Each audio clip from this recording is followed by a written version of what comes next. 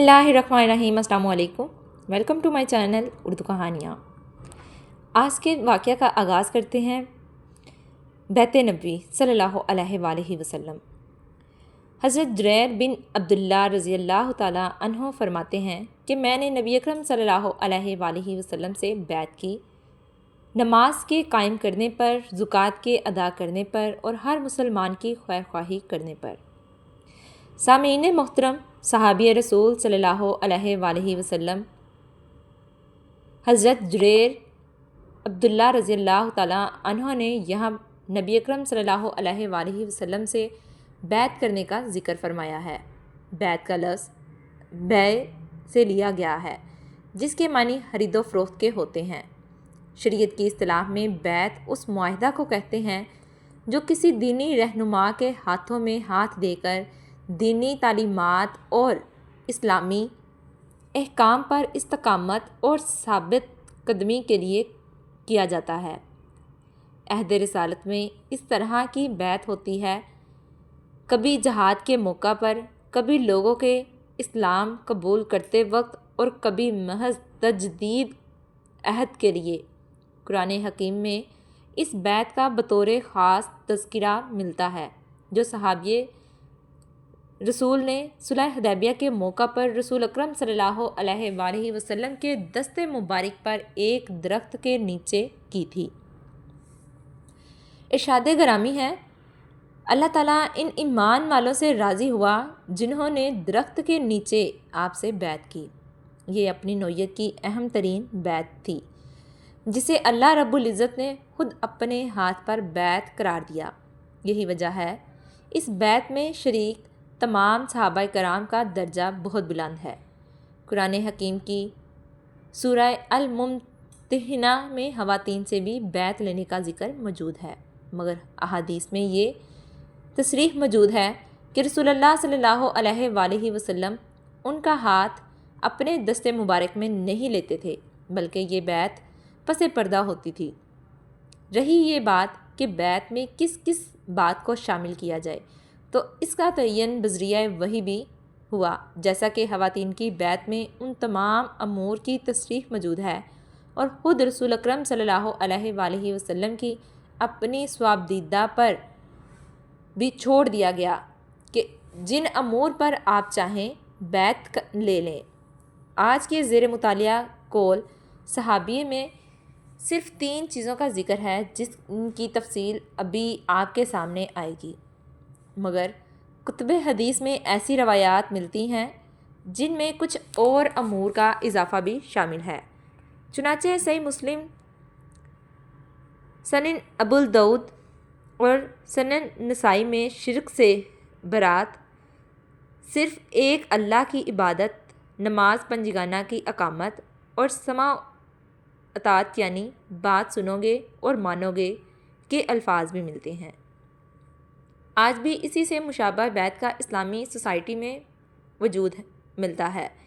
तज़किया नफ्स और तहारत क़ल्ब के मुतखिस उलमा और सालिहा का इसका एहतमाम करते हैं, मगर सिर्फ़ इस्तहबाब की हद तक। वो भी इस बैत को फ़र्ज़ या वाजिब करार नहीं देते, ताहम इसका सबूत कुरान और हदीस से ही लेते हैं और इसके फ़वाइद भी बतलाते हैं।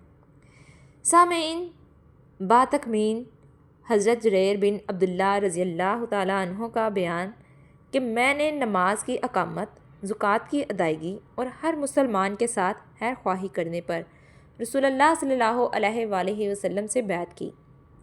मालूम होता है कि ये बैत तबरका थी या इनफरादी थी। नीज़ इसलिए भी बैत तबरक थी कि ये तीनों अमूर अहम होने के साथ साथ हर मुसलमान की ज़िंदगी का नस्बुलैन है और होना चाहिए। अकामतुस सलात, इताउज़ ज़कात और खैर ख्वाही सिर्फ़ हज़रत जुरैर रज़ियल्लाहु ताला अन्हो के लिए नहीं, बल्कि उम्मत के हर फ़र्द के लिए है। ताहम बैत की वजह से इन मामलात को मज़ीद तवज्जो और शौक़ से अदा करने का जज्बा ज़रूर पैदा हो जाता है, और इसी नुक्ता को यहाँ बयान करना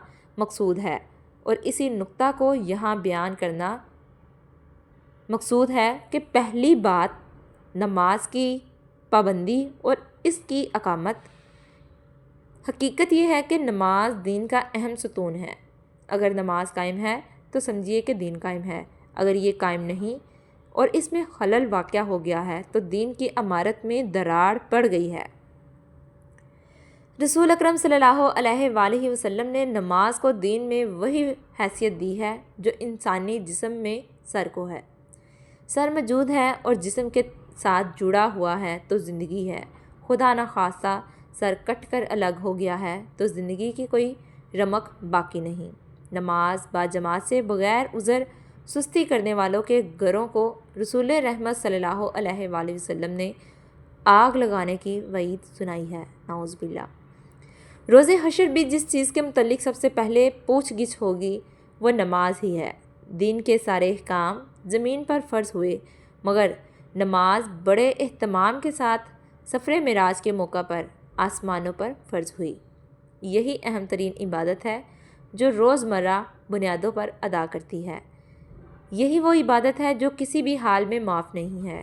جب تک مسلمان ہوش و حواس میں ہے نماز اس کے ذمہ ہے، البتہ اس کی ادائیگی کا انداز بدل سکتا ہے۔ اپنی حیات اقدس کے بالکل آخری ایام میں رسول دو عالم صلی اللہ علیہ وآلہ وسلم سخت علالت اور نکاہت کے باوجود 2 صحابہ کے کندھوں کا سہارا لے کر مسجد میں تشریف لائے اور نماز ادا فرمائی۔ پھر امت کو جو آخری وصیت فرمائی اس میں بھی اقامت و صلاۃ کو مقدم رکھا۔ قرآن حکیم کی سینکڑوں آیات اس کی اقامت اور اس کے خشوع و خضوع پر نصوص ناطع ہیں۔ حضرت عمر رضی اللہ تعالیٰ عنہ نے اپنے گورنروں کو جو خطوط ارسال فرمائے ان میں اقامت الصلاۃ کی از حد تلقین فرمائی اور فرمایا جو شخص نماز کو ضائع کر سکتا ہے وہ اسلام کے دیگر احکام کو ضائع کرنے میں زیادہ جری ہوگا۔ وقت شہادت جب آپ رضی اللہ تعالیٰ عنہ کو نماز کی یاد دہانی کرائی گئی تو فرمایا بے شک جس کی زندگی میں نماز نہیں اس کا دین میں کوئی حصہ نہیں۔ ان ارشادات کی موجودگی میں صحابی رسول کا اس کی اقامت پر بیعت کرنا یقیناً سمجھ میں آتا ہے۔ دوسری چیز زکوٰۃ کی ادائیگی ہے۔ جس طرح نماز حقوق اللہ کا پہلا زینہ ہے اسی طرح زکوٰۃ حقوق العباد کے سلسلہ کا پہلا مرحلہ ہے اور اسلامی حکومت کے معاشی استحکام کا اہم ترین ذریعہ ہے۔ یہی وجہ ہے کہ قرآن حدیث میں دونوں کا ذکر پہلو با پہلو ملتا ہے۔ قرآن حکیم میں سخت وعید اور قبیح انجام کی خبر ہے ان لوگوں کے لیے جو سونا چاندی جمع کرتے ہیں مگر اللہ کی راہ میں خرچ نہیں کرتے۔ فرمایا گیا کہ اسی سونا چاندی کو جہنم کی آگ میں تپا کر ان کی پیشانیوں، پہلوؤں اور پیٹھوں کو داغا جائے گا اور کہا جائے گا یہی ہے وہ جسے تم پورے انہماک سے جمع کرتے تھے، اب چکھو اس کا مزہ جس کو تم اکٹھا کرتے رہے تھے۔ رسول اللہ صلی اللہ علیہ وآلہ وسلم نے زکوٰۃ کو اسلام کی پل قرار دیا ہے۔ جب تک مسلم امت میں زکوٰۃ کا نظام قائم رہا معاشی ناہمواری کا دور دور تک نشان نہیں ملتا تھا۔ اس وقت وہ بھی آیا کہ زکوٰۃ دینے والا زکوٰۃ کی رقم کے لیے پھرتا تھا مگر زکوٰۃ لینے والا نہیں ملتا تھا۔ جب سے اس کی ادائیگی کا احساس معدوم ہوا ہے معاشی افراتفری نے ڈیرے ڈال دیے ہیں، امیر امیر تر اور غریب غریب تر ہو رہا ہے، غربت و افلاس کی لکیر نیچے جانے کی بجائے اوپر اٹھ رہی ہے۔ یہ بات بلکہ یہ نکتہ یاد رکھنے کا ہے کہ زکوٰۃ کا مال روک کر کوئی امیر نہیں رہ سکتا اور زکوٰۃ دے کر کوئی غریب نہیں ہوتا۔ وقت کی اسلامی حکومت کی ذمہ داری جہاں اقامت الصلاۃ ہے وہیں زکوٰۃ کی وصولی اور ادائیگی کا بھی اہتمام اس کے فرائض میں شامل ہے۔ قرآن حکیم میں زکوٰۃ کے مصارف کا واضح تذکرہ ملتا ہے، اس لیے حضرت جریر بن عبداللہ رضی اللہ تعالیٰ عنہ نے اس کی ادائیگی پر بھی رسول اللہ صلی اللہ علیہ وآلہ وسلم سے بیعت کی۔ محترم سامعین، تیسری اور آخری بات جس پر حضرت جریر بن عبداللہ رضی اللہ تعالیٰ عنہ نے بیعت کی وہ ہر مسلمان کے لیے جذبہ خیر سگالی رکھنے کی ہے۔ ہر مسلمان نہایت قابل احترام ہے اور اسلامی معاشرہ کا اہم ترین ممبر ہے۔ اپنے افراد معاشرہ میں دین اسلام کی اونچ نیچ کا روادار نہیں۔ وہ بتاتا ہے کہ سارے انسان ایک ہی ماں باپ کی اولاد ہیں۔ یہ طبقاتی کشمکش انسان کی اپنی پیدا کرتا ہے۔ آسمانی نظام اس کا قطعاً حامی نہیں۔ اپنے آخری حج کے موقع پر رسول اللہ صلی اللہ علیہ وآلہ وسلم نے مسلمان معاشرے سے اس کی بینجو بن اکھاڑ رکھ کر دی۔ معیار فضیلت صرف تقویٰ ہے اور بس۔ اس لیے ہر مسلمان کا حق ہے کہ اس کے ساتھ خیر خواہی کا معاملہ کیا جائے، کسی بھی شکل میں اسے تنہا نہ چھوڑا جائے، اسے دشمنوں کے رحم و کرم پر نہ چھوڑا جائے، اسے جسمانی و ذہنی ایذا سے بچایا جائے، اس کی خوشی کو اپنی خوشی اور اس کے غم کو اپنا غم سمجھا جائے، اسے مذاق اور تمسخر کا نشانہ نہ بنایا جائے، حتیٰ کہ اس کے نام تک کو نہ بگاڑا جائے۔ قرآن و حدیث کے صفحات ہمیں یہ درس دیتے ہیں۔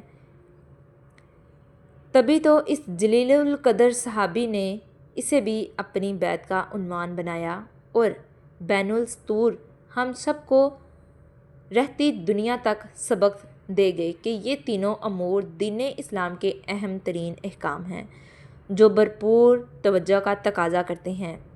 واقعی کتنا بڑا سبق ہے جو وہ ہمیں پڑھا گئے۔ اللہ تعالی ہم سب کو اس سبق کے سب مندرجات کو یاد رکھنے اور اس پر عمل کرنے کی توفیق عطا فرمائے، آمین۔ امید ہے ویڈیو پسند آئی ہوگی۔ ویڈیو اچھی لگی ہو ویڈیو کو لائک شیئر اور چینل کو سبسکرائب کرنا مت بھولیں۔ ملتے ہیں نیکسٹ ایسی ہی ویڈیو میں، تب تک کے لیے اللہ حافظ۔